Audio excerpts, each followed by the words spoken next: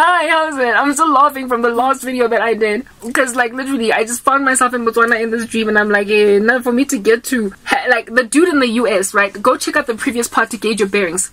The dude from the United States didn't even get to finalize his visa and his passport. Things like broke apart real quickly. So for this guy to get me in an aeroplane and then land in Botswana on some Minanyo Chata, he had to have been so neat and so precise and so without any flaw. Like, he would have had to basically been like a hot knife through butter with me. It would have had to go so swimmingly and so smoothly to get a woman so guarded to down tool sufficiently enough to allow a man to buy her an airplane ticket to fly to another country to go marry him. This guy, guys, like, I understood when I landed in Bots, right, that he had flown me there. He had bought me a flight ticket. Now, I currently don't have a passport. It expired long ago. I've been prosecuted for like a minute, okay? So he would have had to... I'm also broke like in no man's business, right? Ek is 'n arme skepsel julle. So this dude would have had to finance my acquisition of things like passports and all other different kinds of documentation that you need in order to cross borders. Alright? I don't know if you need a visa to go to Botswana. I don't think so. But anyway, whatever. Righto. He would have had to finance all that and basically wait for me to get all that did. And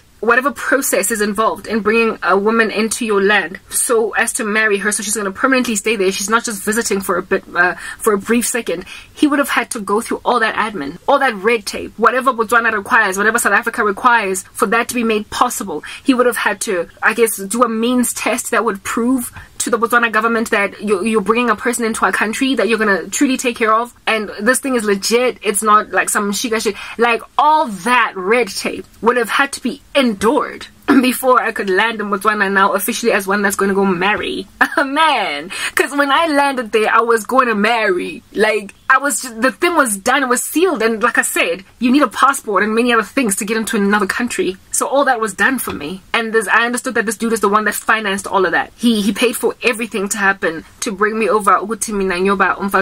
Right? Very well. But like I said, as soon as I landed in Bots, I was all like sorrowful. There was just this like feeling of foreboding. And like I said as well, for a dude that I met online to get me to so much as talk to him, given the trauma I had with the dude from the United States, it would take a lot. And this guy would have gotten through all that red tape. He would have prospered to pierce past what appears to be an impossible veil with me. He would have had to also pass interview questions.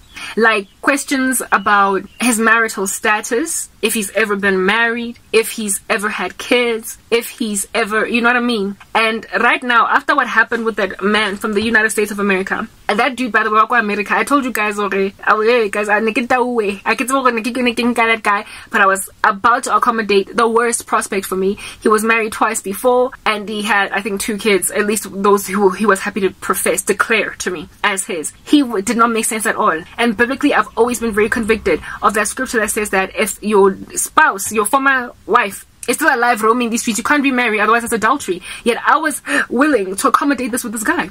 So ever since getting out of that relationship with that dude from the US, that nearly derailed my entire testimony as a Christian, I now am like, that was a big fast sign that I need to stop second guessing God and dishonoring his name and just continue to wait.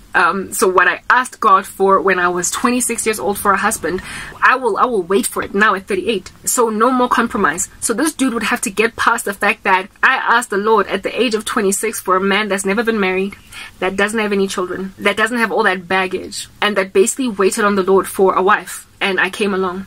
And he would also have to be an older guy. He would have to be, if not older, he has to be my age or older. I don't want a Ben 10. I don't want a younger kid. I don't. I said that to the Lord. I made it clear. I don't want issues at all. I literally, I don't want problems also with mothers-in-law. You know how they tend to have issues when their sons have older wives or girlfriends. They just feel like there's so many problems with family that I was like, I don't want a dude. So basically I'm waiting for the impossible. I'm 38 years old expecting a dude that is at a minimum 38 and about to, what is this, a dude that is at a minimum 38 And having never been married, having never had kids, it's apparently a long shot, okay? According to the standards of this world and their rituals. But I'm like, if I can do it too, if I can do it, then you can do it too, dude. You can do it too. Anyway, whatever. So here it is that I am now in Botswana, and because of my initial trauma, there's no way that I'm settling. So this is somebody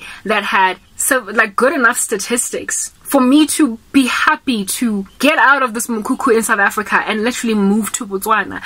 It would be a man that I would have had to spoken with for a sufficient enough amount of time and gotten to interact with him and prayed a lot about him, and I would trust him enough to allow myself the vulnerability of being flown to another country altogether, literally just with no protection from anyone other than him. No protection from anyone other than him. Trust his character sufficiently enough to throw myself in a different country. I mean, guys, if I get harassed and lambasted by a dude wase KwaZulu, I can just take a Greyhound. It's cheap, and come to South Africa. No, South Africa king Joburg.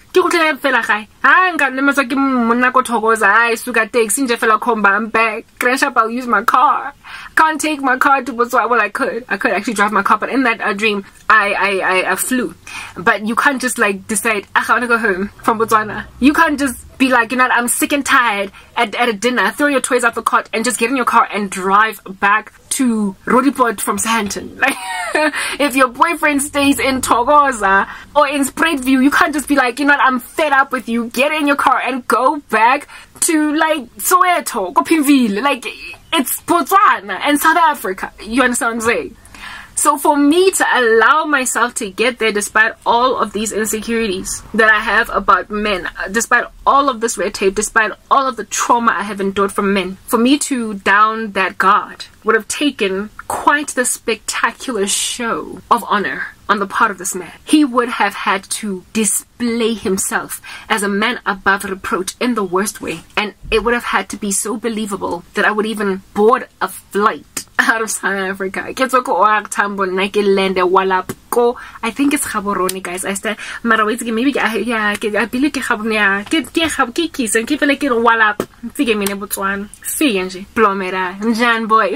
here it is that and I say yo because I'm just thinking about it now. I'm scared because I'm so traumatized. But in this dream, my fears were not even so much about my safety in this place. In the space, my fears were in compromise and sorrow, sadness, just a feeling. I mean, imagine just being married to a guy that doesn't necessarily treat you badly, but yes, like it, man, you know, since you know you're not okay, you know this is not where you're supposed to be, you just know that that something's up here, you know, like yeah, okay. So I'm here now in Botswana in this dream, and then just as I land, how unfortunate for the Karabo, as I land, this feeling of foreboding comes only upon landing. Let's go to the next part.